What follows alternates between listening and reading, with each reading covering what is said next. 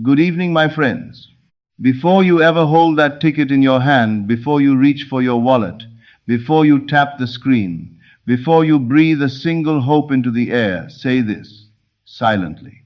In the deep, sovereign interior of your own being, where no one else can hear and no one else needs to, not with the trembling voice of a man hoping to be rescued, not with the breathless urgency of someone who needs this to work, with the quiet, settled authority of one who already knows they have received.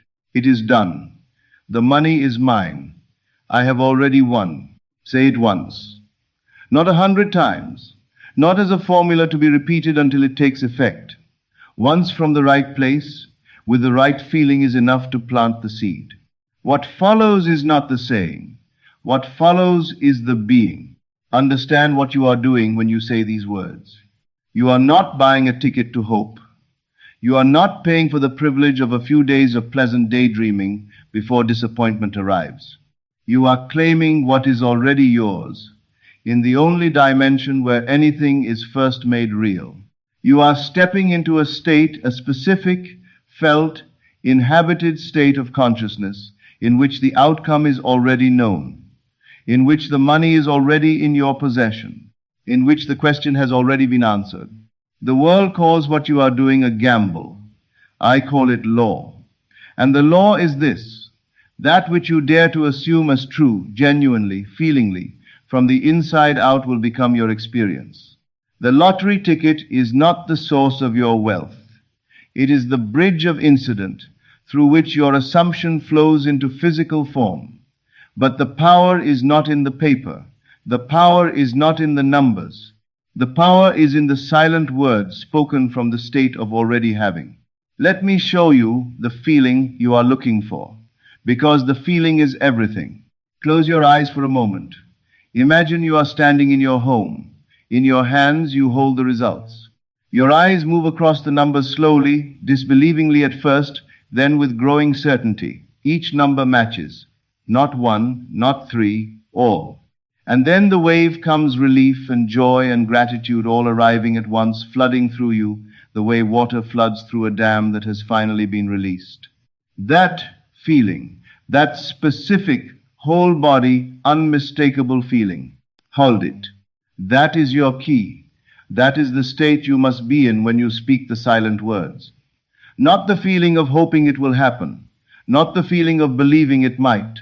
The feeling of someone who is already living inside the reality of having won, who is feeling the relief of financial freedom, the warmth of abundance, the specific peace of someone who knows that all the worry was unnecessary because it is all now resolved.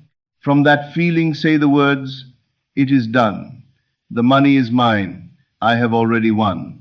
Not to make it true, because in that feeling, it is true in the only dimension where truth is first established. Do not try to feel the feeling. Be it. This is the distinction that separates genuine assumption from hollow repetition. The man who has won the lottery does not feel the way the man feels who hopes to win it. The man who has received does not question how, does not monitor whether it's working, does not periodically check his emotional state for signs of sufficient belief. He simply lives in the joy of having.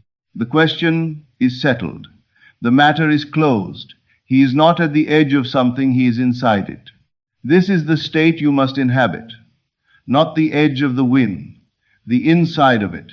Do not concern yourself with the specific numbers.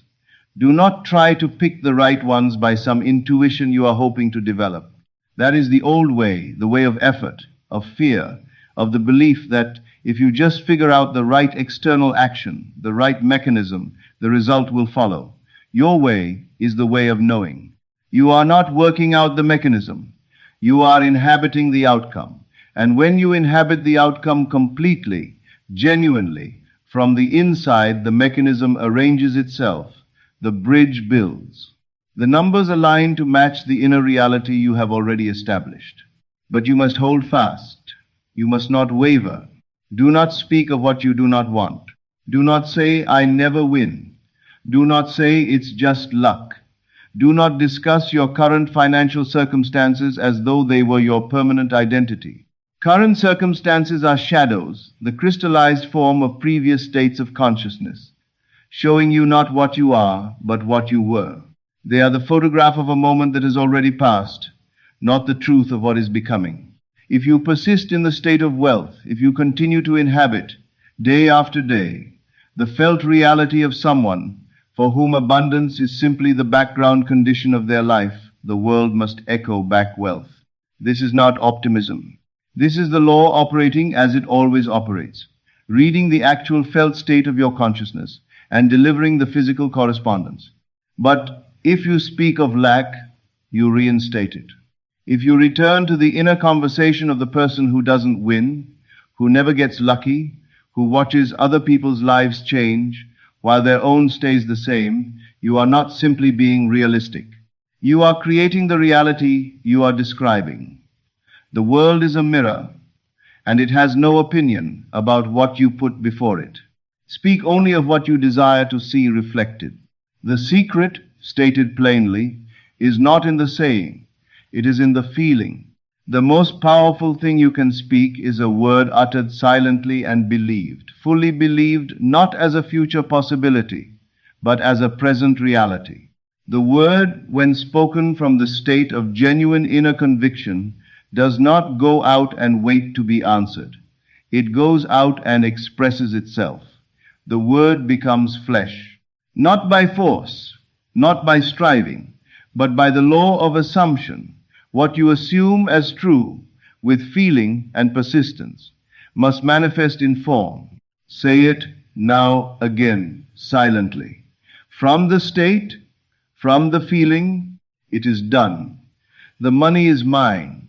I have already won. Feel what you would feel if it were already confirmed.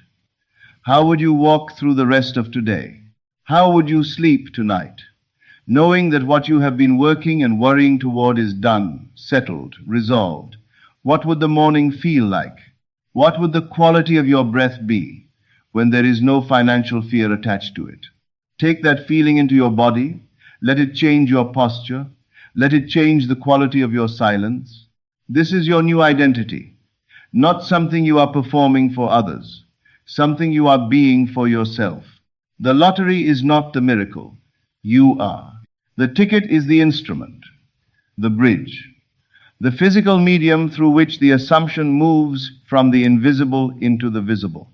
But the power that moves through the bridge is yours, your imagination, your felt assumption, your willingness to inhabit the reality of having before the world has caught up and confirmed it. The masses believe in odds, they believe in probability, in statistics, in the mathematics of chance.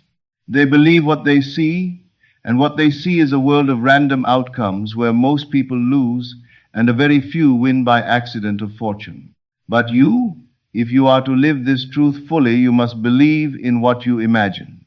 You must trust the unseen. You must walk by inner conviction, not outer evidence. And here is the paradox that proves the law. The moment you genuinely do this, the evidence comes, not to persuade you because you no longer need persuading, but as the natural outpouring of the state you have already established. The world will call it luck. They will say how fortunate. They will marvel and ask what your secret is. And you will smile not with arrogance, which is what insecurity does when it wants to look like confidence, but with the quiet understanding of someone who knows exactly what occurred. You will know that long before the numbers aligned, long before the check arrived, long before anyone could see it, you lived it, you claimed it, you assumed it, and so it came. I am not asking you to repeat a phrase mechanically until something happens. I am asking you to assume your rightful place as the operant power of your own life. You are not a victim of fate. You are not a passive participant in a random game. You are the author of your experience, the creative consciousness through which reality is shaped. Say the words from that place, not to ask for something, not to beg for something. From the place of knowing, it is done.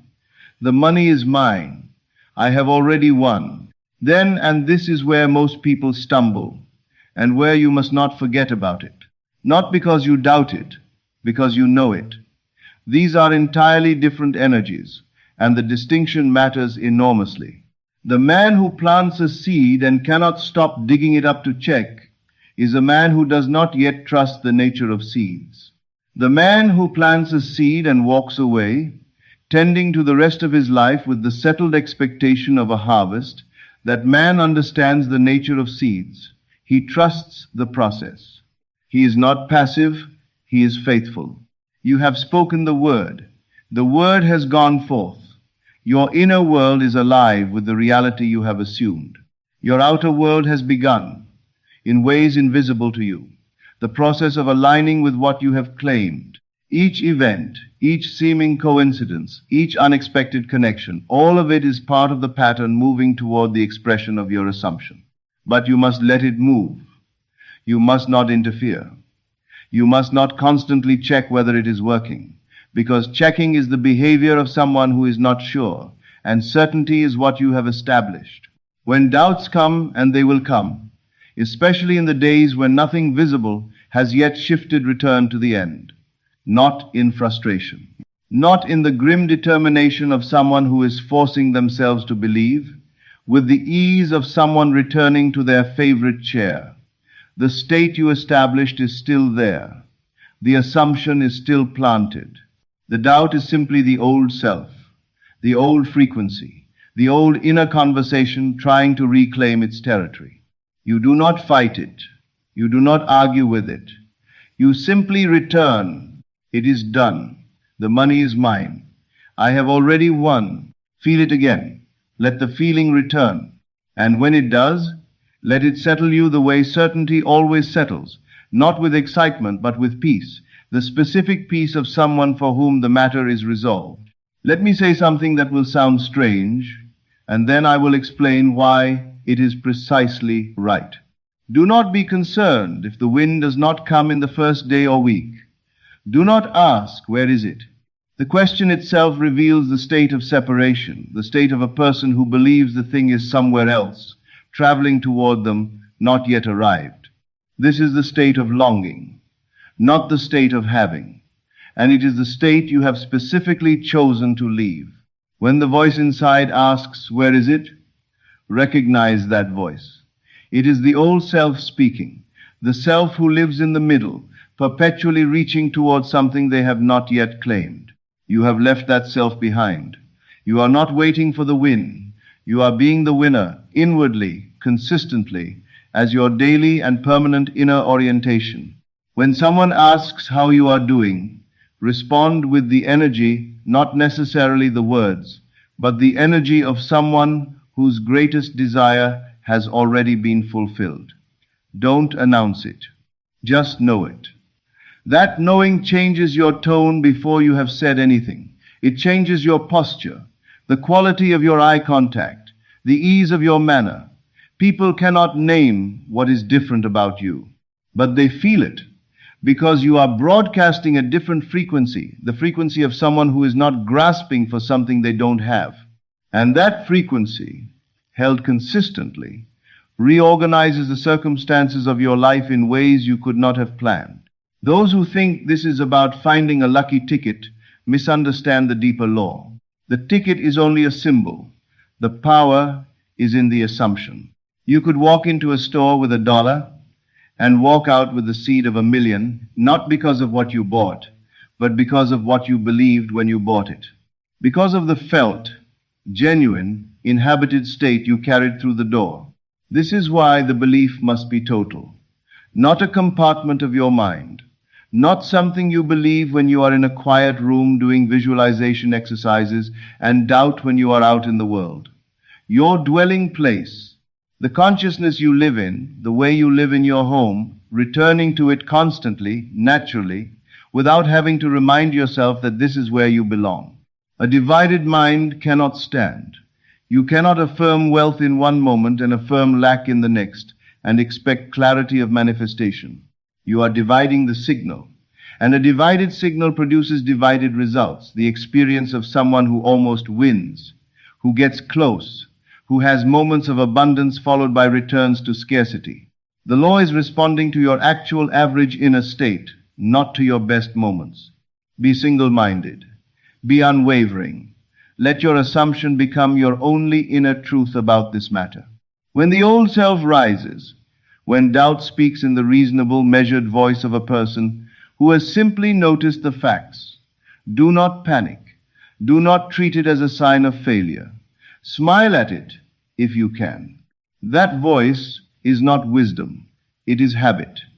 The habit of a consciousness that has been operating from a particular frequency for a long time. Habits change when you stop feeding them. Feed the new habit instead. The habit of assumption. The habit of the silent, settled knowing. The habit of waking up in the morning and greeting the day as the person who has already won, who moves through the world with the specific ease of someone for whom financial worry is simply no longer part of the inner landscape. Say it again, not to be convinced, but because you already are. It is done. The money is mine. I have already won. Let that phrase become your anchor. When the world feels uncertain, let it be your return address. When fear tries to take the wheel, let it be your compass back to center. You do not need anyone else's agreement. You do not need the world to confirm it before you inhabit it. Your inner world is self-sufficient. Your assumption alone is the cause. The outer world is only ever the effect. And when the wind comes, when the outer world finally catches up to the inner reality you have been inhabiting, receive it naturally. Welcome it as expected.